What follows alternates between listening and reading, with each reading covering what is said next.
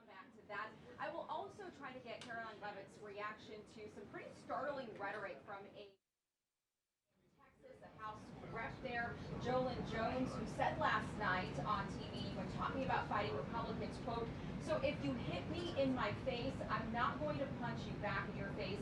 I'm going to go across your neck."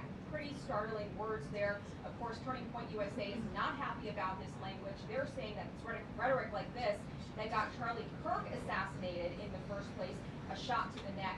So we'll try to get reaction to that as well. There are a lot of lingering questions that remain about this Mideast peace deal, this ceasefire, where it stands, with the VP on his way back now from Israel, telling reporters that the ceasefire is actually going better than he expected. And finally, a lot on Russia expected today. The Trump-Putin summit, of course, is on ice for now. We've got these new sanctions from the Treasury Department hitting those oil companies out of Russia.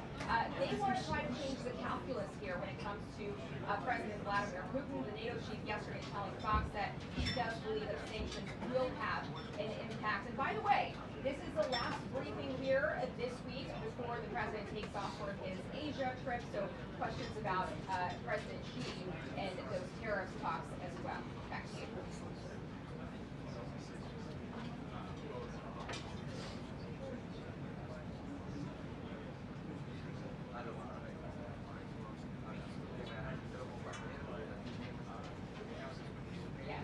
Absolutely. In fact, we were talking with folks ahead of this briefing, and we were hearing that that might be actually one of the most popular questions of the day from the media here is questions about the renovations and construction going on, not too far away from here. So we'll see.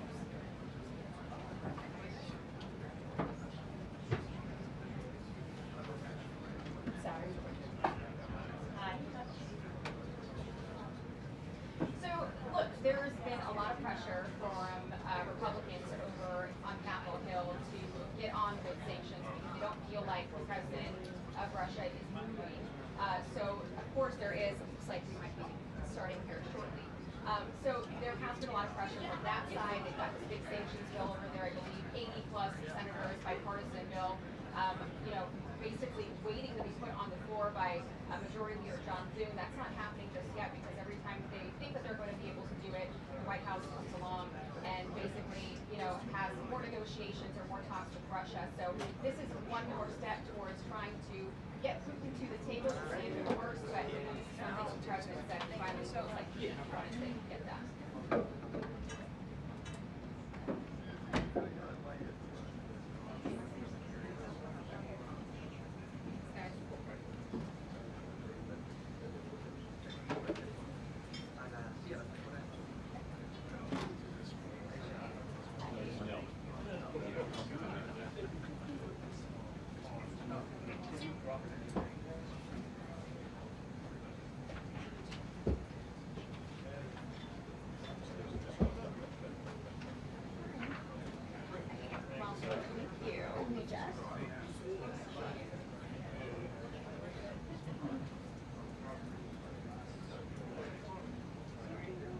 Here. Is that mic on? It is now.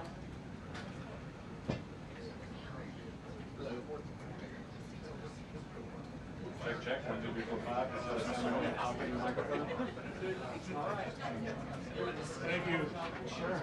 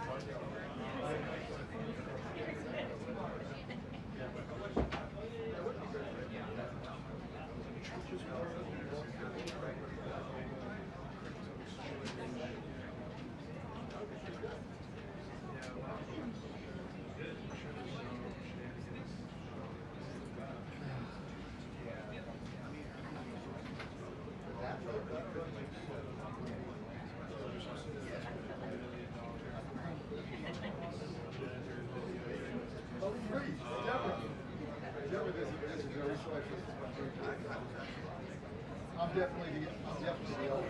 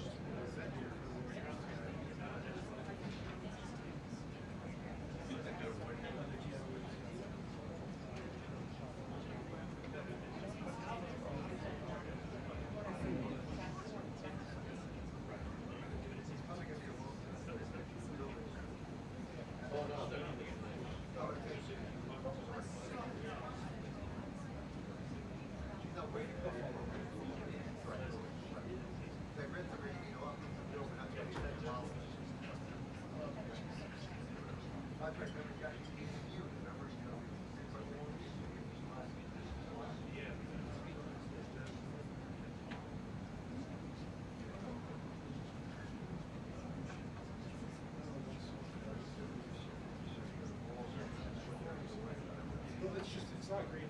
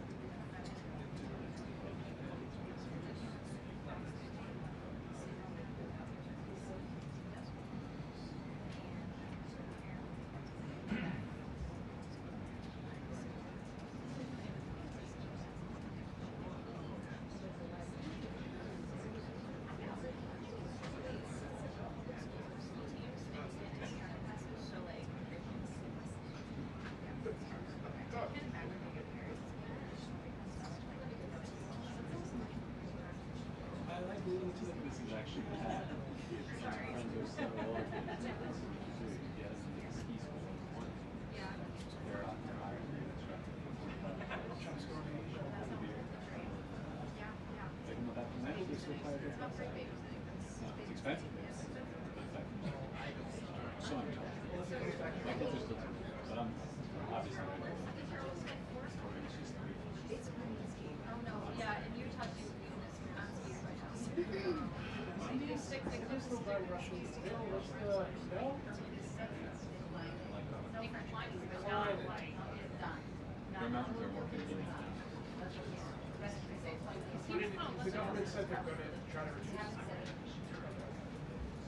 So they still have friends with some. There are signs that they are, you know, this would be good at musicians, but those are tough. China, they just already have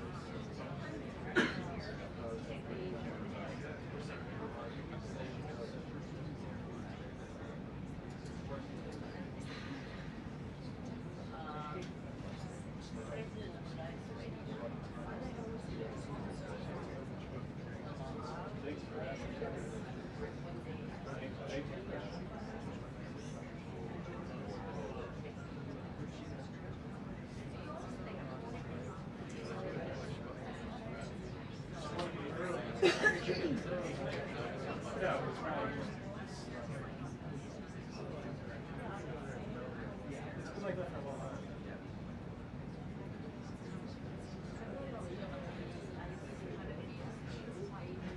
They're running up presidential.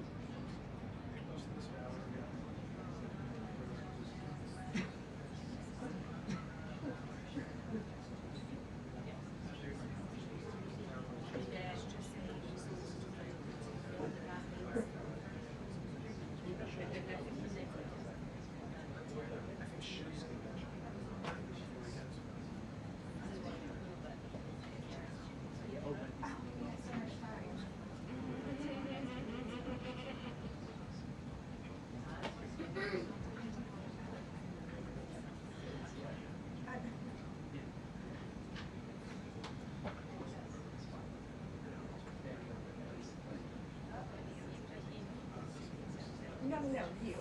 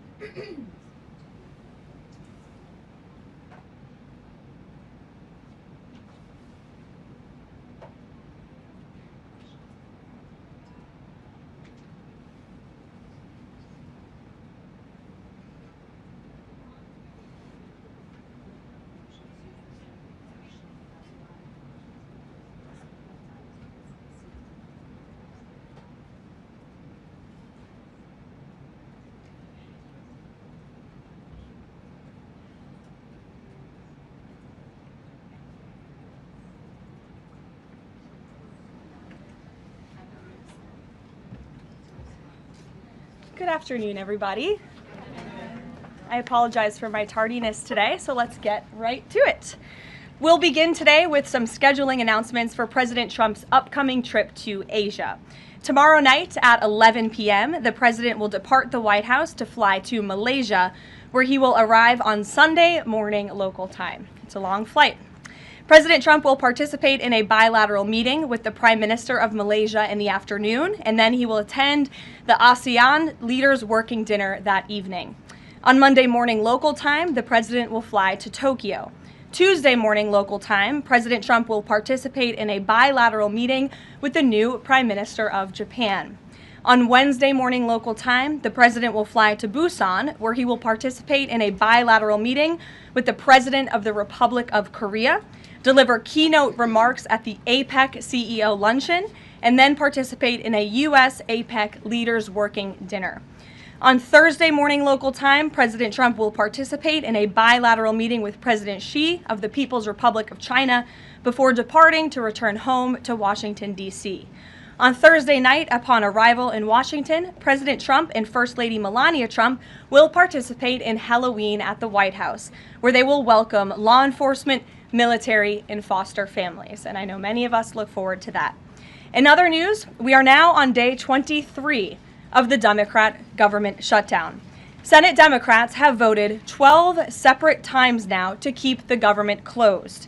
Innocent Americans are suffering every day as a result. More than 500,000 civilian federal employees will miss a full paycheck tomorrow. Thousands of small business loans are going unapproved each month. This means almost $4 billion in capital is being withheld from small businesses across the country. The Democrat shutdown is also causing severe impacts at airports across the country. In one single day this week, the FAA had to issue ground stops impacting flights at Houston's George Bush Intercontinental Airport and Hobby Airport. 13,000 air traffic controllers who ensure that we all fly safely are continuing to work without pay. This is egregious and truly sad. Some of them are reportedly being forced to turn to driving for Uber and taking on other second jobs to make ends meet as the Democrats continue to shut down the government. Pilots are calling on Democrats to end this dangerous political game. The president of the Southwest Airlines Pilot Association called for the clean continuing resolution to be passed, saying, quote, "Our air traffic controllers and the broader air traffic system are already operating under immense pressure. A government shutdown only compounds that stress and threatens the efficiency of our skies." The Airline Pilots Association International, which represents more than 80,000 pilots, is sounding the alarm as well. They said this shutdown is undermining our system's safety. Resources are stretched thin, negotiations are delayed, and strain grows daily. With the Thanksgiving holiday approaching, we are nearing the busiest travel period of the entire year, when millions of Americans will go to airports to spend time with their loved ones. Let us be very clear from the White House today. If the Democrats continue to keep the government closed, we fear there will be significant flight delays, disruptions, and cancellations in major airports across the country this holiday season. If Democrats continue to shut down the government, they will also be shutting down American air travel. The White House is in constant communication with the air traffic controllers, with the airline associations, and with them, we urge Democrats to please pass the continuing resolution so we can just end this madness and this chaos and reopen the government. These are very avoidable consequences. The unnecessary pain, unfortunately, does not end there.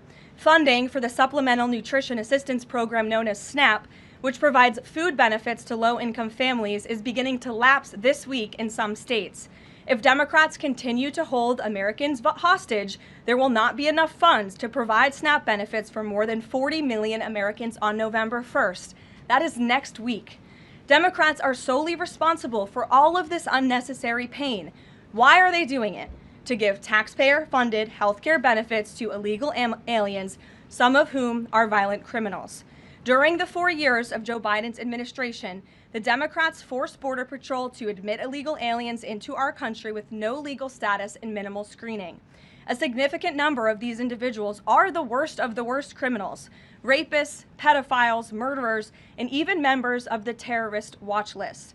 Despite having no legal status, paroled aliens were able to file for work authorization, receive Social Security numbers, and access other benefits like Medicaid that are meant for Americans. Since I've found many in this room to repeatedly deny the reality that Democrats gave Medicaid benefits to illegals, and they continue to seek to do just that, I've brought a few verified examples for you today. These are examples of some of the illegals who received Medicaid benefits under President Biden's leadership, and this is what Democrats are wanting to do. This is why they are continuing to keep the government closed. An illegal alien from Laos was arrested for murder, robbery, and felony possession of a firearm. An illegal alien from Guatemala who was arrested for rape and burglary, an illegal alien from El Salvador who was arrested for strangulation, DUI, and burglary, an illegal alien from Mexico who was arrested for attempted murder. The Democrats' open border policies allowed these threats into our country, and then they provided them with free health care. The president and Republicans, through the One Big Beautiful Bill, implemented a common sense reform to end this fraudulent scheme. But that's why the Democrats are continuing to shut down the federal government. They are trying to reverse this and restore taxpayer-funded health care for illegal aliens like these. Throughout this shutdown, Democrats have said this quiet part out loud. Senator Chuck Schumer, the leader of the caucus that is refusing to open the government, said, quote, "Every day gets better as the shutdown continues." Ask the air traffic controllers if every day is getting better, Senator Schumer, and they will tell you absolutely not. House Democrat Catherine Clark said, "There are going to be families that are going to suffer. We take that responsibility seriously, but this is one of the few leverage points that we have." Here is a House Democrat who is admitting that they are using Americans who are suffering as political leverage. And Senator Bernie Sanders said, "If you reopen the government, we lose our leverage." This is pure partisan games. A senior Democrat aide said the party will not end the shutdown, quote, "short of planes falling out of the sky." That is truly a disturbing statement. The Democrats clearly don't care about this suffering. They care about playing political games against President Trump, and this dangerous charade needs to end. The president and Republicans' position has been clear and unchanged. Pass a clean, nonpartisan funding bill to reopen the government. And then we can talk about all of the partisan issues that the Democrats wish to. If you're watching at home, we urge you to call your Democrat senators and tell them to put our country over their party and reopen the government today. Here in our new media seat, we have Brittany Gibson of Axios. Brittany, why don't you start us off for our Q&A today? Thank you for being here. Two questions, if I may, Caroline. First is, we understand that the president and Republicans will not negotiate on ACA extensions until the government reopens. If and when that happens, what does the president think should be, or what are his plans for preventing rising healthcare costs for Americans? It's a very good question, and I'll leave that to the president to negotiate that when Democrats vote to reopen the government.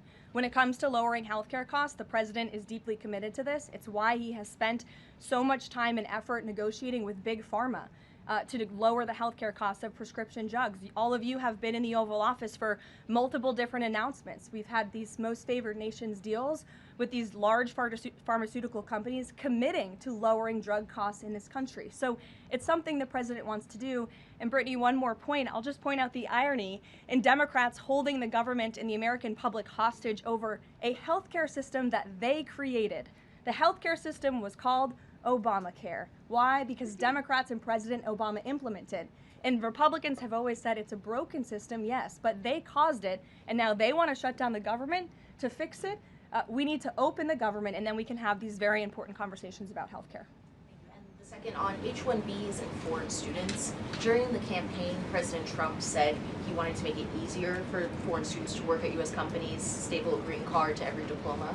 But the changes from several agencies now on H-1Bs are adding more obstacles to that. The administration is being sued over those changes. Can you explain the changes in the president's thinking on H-1Bs? The administration will fight these lawsuits in court. The president's main priority has always been to put American workers first and also to strengthen our visa system. We know for far too long the H-1B visa system has been spammed with fraud, basically, and that's driven down American wages. So the president wants to refine this system, which is part of the reason he implemented these new policies. These actions are lawful, they are necessary, and we'll continue to fight this battle in court. Garrett. Two questions on different topics, if you'll Sure. indulge me. On the pardon of Changpeng Zhao, apologies if I'm mispronouncing that name, Binance has significant business interests with World Liberty Financial, the president's family's crypto company. How do you respond to the allegations from Democrats that this is a corrupt act? I would respond and say the president is exercising his constitutional authority to grant clemency requests. And the President and the White House have a very thorough examination of every pardon request that comes to the President's desk. It is thoroughly reviewed by the White House Counsel Office, and I spoke with our great White House counsel about the pardon after it happened. This was an overly prosecuted case by the Biden administration. Even the judge in the case admitted that the Biden administration was pursuing a egregious over-sentencing of this individual, and the previous administration was very hostile to the cryptocurrency industry. So the president wants to correct this overreach of the Biden administration's misjustice, and he exercised his constitutional authority to do so. And to the Democrats, I would just say there's nothing more corrupt than what President Biden did on his way out the door, pardoning his extremely corrupt son and many of his associates. On the ballroom, the first of which will probably be several questions about this today, I imagine. Is it a big story? It seems that way. The president's cost estimate has changed several times. I think it's up to $300 million now. Given the nature of all this, will the White House commit to releasing all of the donors and how much they're spending and how much of his own money the president is putting on the line to this? We have released the full list of donors thus far. Perhaps there will be more people who want to generously contribute to this project. And the president, yes, has committed his own resources. And when he releases that information, which I'm very confident he will, you will all see that. We'll see a dollar figure from the president? Yes, he will. And I would also just add the president has been incredibly transparent. I would reject any notion otherwise when it comes to this ballroom project. It's something he personally has obviously taken an interest into and has talked with all of you in this room many times about. You have seen the model in the Oval Office. Last night he showed that for you. But when this plan was presented and when these renderings, as soon as they were complete, the president directed me to come out here and to share them with all of you. I did an entire opening remarks about what this ballroom project was going to look like. With any construction project, there are changes over time as you assess what the project is going to look like, and we'll continue to keep you apprised of all of those changes, but just trust the process. This is going to be a magnificent addition to the White House for many years to come, and it's not costing the taxpayers anything. The president is privately funding this ballroom addition to the White House grounds. Jennifer. To follow up on that, one thing that's not in the president's model is the East Wing bunker, the president's emergency operations center. Can you say if his update, that $300 million, does that include the cost for upgrading that bunker? Look, like any security enhancements that are made on the White House grounds, those will be made and maintained by United States Secret Service. As for the cost of the ballroom and the construction itself, all of that is going to be, like I've said, privately funded and paid for by the president himself and many generous patriots who have stepped up. Is included in that funding? Correct. Okay, and then can you say, well, that's right, I'll skip that one. Thanks, Ouija. Thank you, Karoline. More ballroom questions. Okay. So the White House has explained that the reason you didn't submit construction plans to the NCPC is because that commission, along with others, don't have oversight over demolitions, but only over construction. And so far, you haven't built anything. So can you help us understand, can the president tear down anything he wants without oversight? Could he demolish this building or, say, the Jefferson Memorial? So it's not the president who came up with that legal opinion himself. That's a legal opinion that's been held by the NCPC for many years. It's written, so we can get you that background and that research if you wish to include it in your reporting, because it is very important. They have ruled consistently, their general counsel has said, when it comes to phase one of this project, the tearing down of the current East Wing structure, a submission is not required legally for that. Only for vertical construction will a submission be required, and that's a legal opinion from them, and we are following that legal opinion. And again, I would just add, can any president do such a thing to the White House grounds? There have been many presidents in the past who have made their mark on this beautiful White House complex. This briefing room, as you all know, was not once a briefing room. It was a swimming pool. There have been presidents who have completely torn down the executive mansion. If you look at what President Truman did, some of the photos of the construction project that took place in those years, I think sitting here today, we're all grateful for those efforts and the modifications that happened at that time. And again, in due time, the East Wing is going to be more beautiful and modern than ever never before. And in addition, there will be a big, beautiful ballroom that can hold big parties and state visits for generations to come. So it sounds like the answer is yes, he can tear down whatever he wants. And then secondly, I mean, that's not what we're saying. That's a legal opinion that's been held for many years. And interpreting it. no, it's something that presidents have done for years and years. In fact, I have some photos here. Thank you, Pat, to show you the construction that's taken place on the White House grounds. This is the construction of the West Wing in 1902. Look at this, the construction of the West Terrace in 1902. These images look quite similar to what you and the American people are seeing today, the construction of the East Terrace as well. You look at the construction of the West Wing expansion in 1934. So look, this is a legal opinion that's been held for many years. Look at, this is 1950. It looks a lot like what you were seeing today. Can he demolish anything he wants? What do you think without that oversight? rubble is? How did that rubble get there? Right, so I'm asking, and then back to the donors. Go ahead, Reagan. Many of them are. Two Reagan, questions, go ahead. one on immigration and another on Venezuela. It's being reported that the semi-truck driver suspected of killing 3 people in a DUI crash is an illegal immigrant who came in under the Biden administration. Do you know if California gave him a commercial driver's license? And then it also appears that California largely has not been cooperating with English proficiency standards. I'm wondering if the administration has any further plans to punish the state. Yes, I can confirm that California gave this individual a license, and it is something that the Department of Transportation has already looked into. I know Secretary Duffy, who's doing a phenomenal job, has spoken on this many times in the crackdown that the Department of Transportation is taking on these licenses that are wrongfully being issued to people who clearly do not deserve to uphold these positions. As for this case in California, on October 22nd, ICE lodged an immigration detainer for this individual following his arrest by local authorities in California on charges, as you know, of manslaughter while intoxicated and driving under the influence. He killed 3 people, and he first entered the United States in 2022 through the southern border, and he was released into our country by the previous administration. So now ICE has lodged a separate detainer for this individual, and these tragedies are following a disturbing pattern of these criminal illegal aliens being issued commercial vehicle licenses. And so yes, the Department of Transportation is absolutely cracking down on that. I defer you to them for any specifics. Venezuela, President Trump has said Maduro doesn't want to mess with the United States, and this administration is continuing to position more military assets towards Venezuela. I'm wondering if the end goal of this narco-terrorist war is to implement a regime change in Venezuela. The president has spoken on that, Reagan, and I certainly won't get ahead of him. What we've made very clear is that this administration is not going to tolerate international narco-terrorist organizations from trafficking drugs into the United States. And these cartels over time have grown more armed, well-organized, and violent. They have financial means, sophistication, and capabilities needed to operate in the way this administration has. And they have illegally caused the deaths of tens of thousands of American citizens each year. So that's where we are right now with respect to Venezuela, but also any country that is sending purposefully illegal narco-terrorists to the United States of America to bring illegal drugs. Why don't we go in the back? The U.S. and Colombian relationship right now is at one of its lowest points in decades. We heard what President Gustavo Petro had to say about President Trump. We heard yesterday the response from President Trump.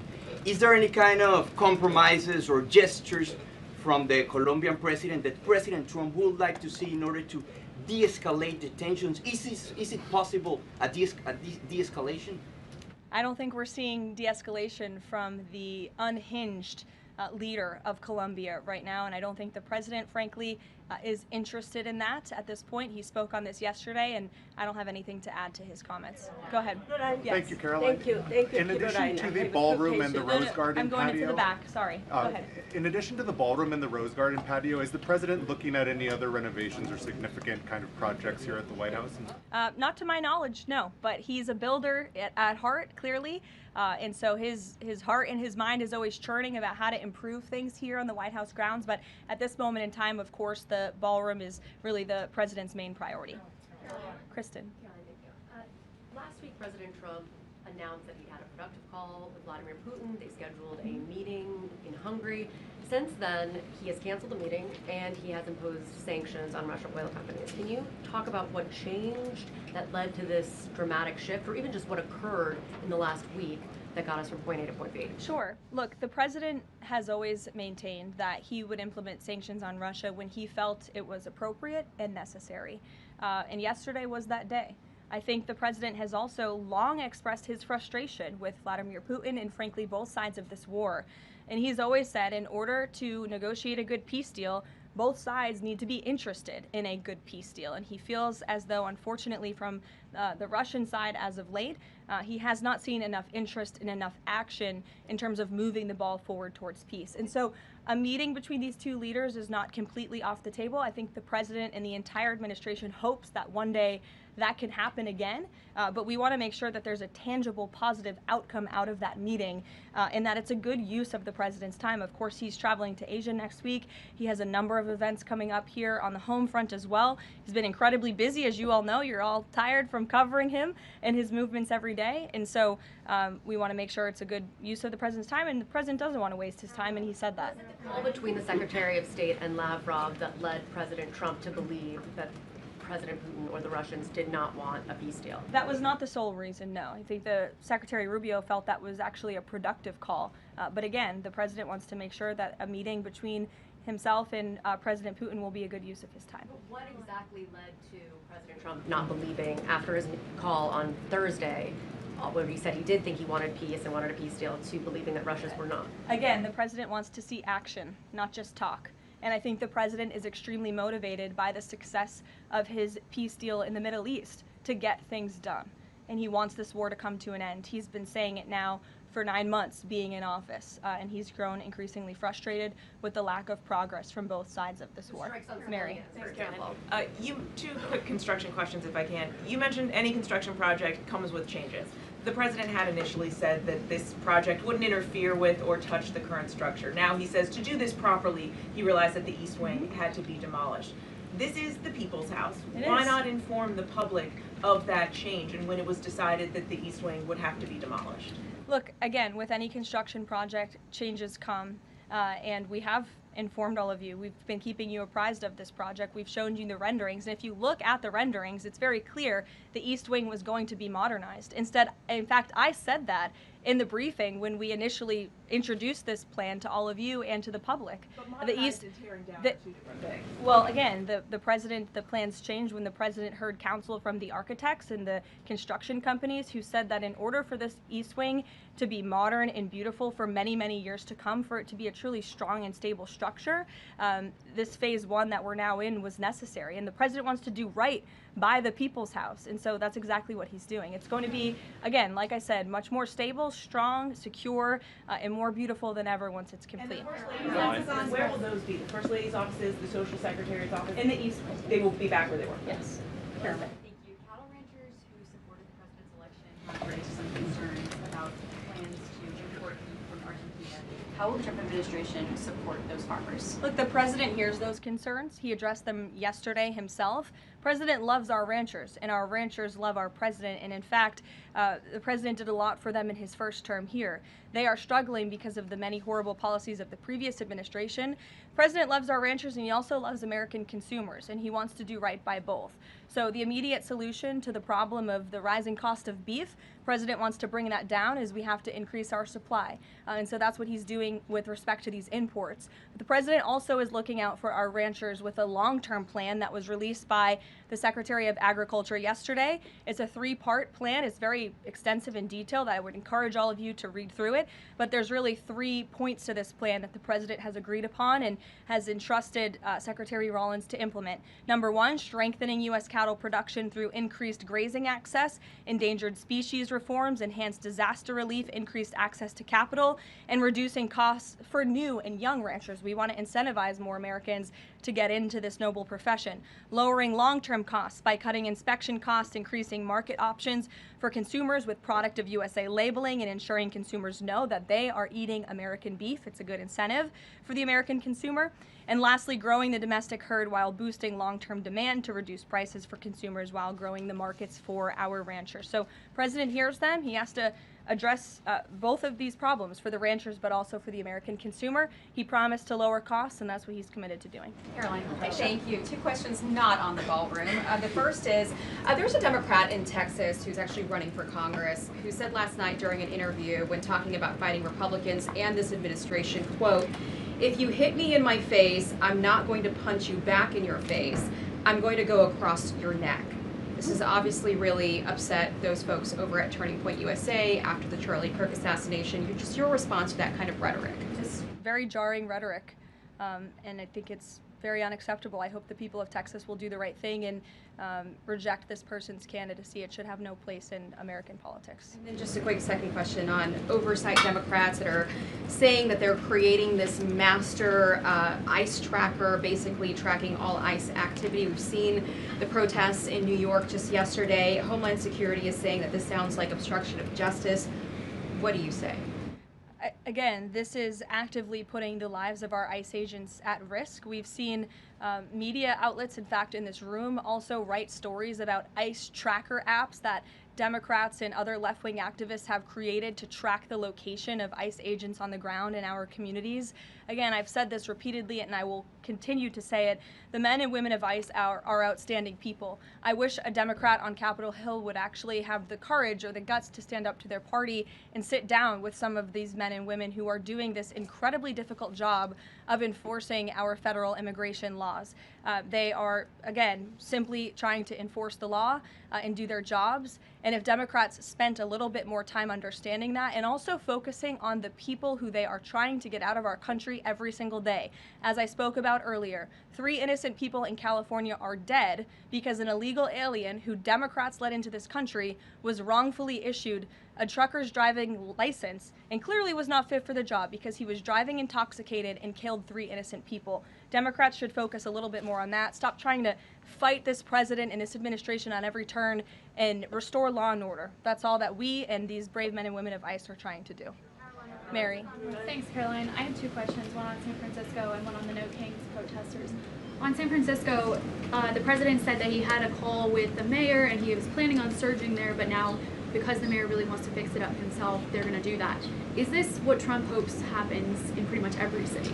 The president hopes, and I've said this so many times, and I think the president's conversation with the San Francisco mayor last night and his statement today prove the president is willing to work with anyone across the aisle, across the country, to do the right thing and clean up America's cities. He is genuinely interested in this effort to make our streets safer, to make our cities safe and clean again. And he heard from the mayor last night who told him that he is going to earnestly try to make his city better on his own. The president heard him out. He said, okay, I'll give you a chance. We'll be watching, and if you need us, we are here. And if I feel as though you continue to fail your citizens, the federal government may have to step in. But we'll continue to watch San Francisco, and that law enforcement operation has now been paused. Thank you. And then on the No Kings protesters, I saw videos of people explicitly calling for violence against Stephen Miller, against the president, shirts saying we don't have enough assassins, calling for more political violence. Does the president want to see arrests here, and are we going to see arrests of these types of explicit calls to violence? I would think myself, the president, and everyone here at the White House certainly hopes that anyone who is making violent and illegal threats in that way against public officials will be arrested and prosecuted. Sure. Thank you. 2 questions. Would the president support the Senate ending the legislative filibuster to end the shutdown? This is something I haven't heard the president talk about much, so I don't want to speak on him for it. I'll let him answer that question himself. And do you have an update on the NASA administrator nominee? Do you plan to nominate anyone soon? Or does the president nominate anyone soon? Sorry. I'll leave that to the president himself. He'll make a decision in due time, and when he does, you will hear directly from him, as you always do. Back, we'll give our friends in the back a chance. Yes. As you mentioned at the top of the briefing, USDA has warned that it will run out of funds to pay full SNAP benefits next month if the shutdown continues. Senator Hawley is floating a bill that would ensure SNAP benefits are continued to pay during the shutdown. Would the president support such a move? And you also announced that the administration was using tariff revenue to keep WIC going during the shutdown. How long will that last? And is anything similar being considered for SNAP? Yes, the administration would absolutely support that legislation. We hope that it would come over the finish line, but the bill that will get everyone paid and put everyone back to work is the clean continuing resolution. That's what the president and Republicans want to see. Ed, go ahead, Ed. Thanks, Caroline. On the Russian sanctions again, how much pressure do you think this sanctioning these two Russian companies actually puts on President Putin? Because the last administration sanctioned two other oil companies. So how much economic pressure is this really? A lot. If you read the sanctions and look at them, they're pretty hefty. And I saw some international news out of China this morning that they're scaling back oil purchases from Russia. We know India has done the same at the request of the president.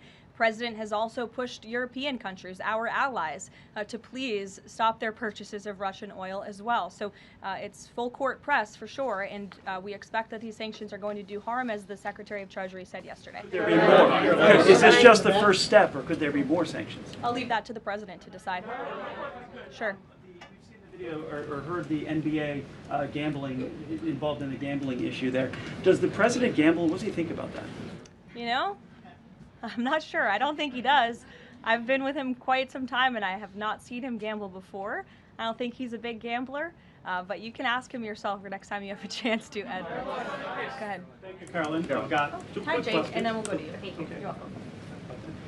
Two quick questions. Back to the ballroom. It is a very spectacular ballroom according Thank to the you. renderings, and if it's half as nice as the one in Mar-a-Lago, then future presidents are really going to appreciate it. They will. Thank you, Jake. First of all, is there like an official name? Like, are we calling it the Trump Ballroom, or does the president have a vision for what the name for the ballroom is going to be? There will be an official name. I will let the president announce that once he firmly decides on it.